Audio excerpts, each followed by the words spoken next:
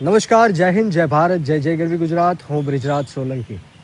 મિત્રો, આજે ગુજરાતમાં બ્રેકિંગ ન્યૂઝ ચાલી રહ્યા છે કે નેક નામદાર પ્રજાવત્સલ્ય રાજવી મહારાજા સાહેબ શ્રી કૃષ્ણકુમાર સિંહજીના ભાવનગરમાં, આ સંસ્કારી નગરમાં એક લઠ્ઠાકાંડ થયો અને આ લઠ્ઠાકાંડના કારણે દેશી દારૂ, કેમિકલ યુક્ત દારૂ, ઝેરી દારૂ પીને 10 કરતાં પણ વધારે લોકો મોતને ઘાટ ઉતર્યા છે. અનેક લોકો અત્યારે હોસ્પિટલમાં છે, સારવાર લઈ રહ્યા છે. કોઈ વેન્ટિલેટર ઉપર છે, કોઈ ઓક્સિજન ઉપર છે, કોઈ ખૂબ ગંભીર સ્થિતિમાં છે અને આ આંકડો ક્યાં જઈને પહોંચશે એ નક્કી નથી. દુઃખની વાત એ છે કે આ ગાંધી અને સરદારનું ગુજરાત છે ને 2014 પછી આ પહેલો લઠ્ઠાકાંડ નથી થયો. આના પહેલાં પણ 4 વખત લઠ્ઠાકાંડ થયા છે અને અનેક નિર્દોષ લોકોએ પોતાના જીવન ટૂંકાવ્યા છે. આના પહેલાં બરવાળાની અંદર દેશી કેમિકલ યુક્ત દારૂ પીને 39 લોકોએ પોતાના જીવન ટૂંકાવ્યા છે.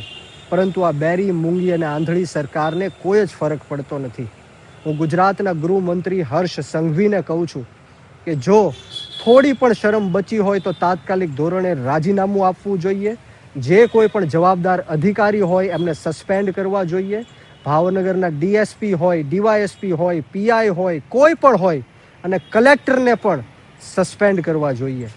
તાત્કાલિક ધોરણે જેટલા પણ આરોપીઓ હોય એને પકડીને જેલ હવાલે કરવા જોઈએ અને આવનારા દિવસોમાં લઠ્ઠાકાંડ ન બને, દેશી કેમિકલ યુક્ત દારૂ ન વેચાય, કોઈ પણ જાતનો દારૂ ન વેચાય, ડ્રગ્સ ન વેચાય, એ સંપૂર્ણ જવાબદારી હર્ષ સંઘવીની હોવી જોઈએ. પરંતુ હર્ષ સંઘવી પોતાની ફરજ અદા નથી કરી શક્યા, પ્રમાણિક નથી રહી શક્યા, નિષ્ઠાવાન નથી રહી શક્યા. એટલા માટે આવનારા દિવસોમાં અમે ગુજરાતના યુવાનો, ગુજરાતની યુવતીઓ, ગુજરાતના વિદ્યાર્થીઓ અને તમામ લોકો હર્ષ સંઘવીનું રાજીનામું માંગવા માટે રાજ્યવ્યાપી એક આંદોલન ઊભું કરવાના છીએ અને તાત્કાલિક ધોરણે હર્ષ સંઘવીએ રાજીનામું આપવું પડશે. નહીંતર આ ગુજરાતની સ્થિતિ છે દિવસે ને દિવસે કથળી રહી છે. કાયદો અને વ્યવસ્થા દિવસે ને દિવસે કથળી રહ્યો છે. આ ગુજરાત અને દેશનું જે સંવિધાન છે, બંધારણ છે, એના દિવસે ને દિવસે લીરા ઉડી રહ્યા છે.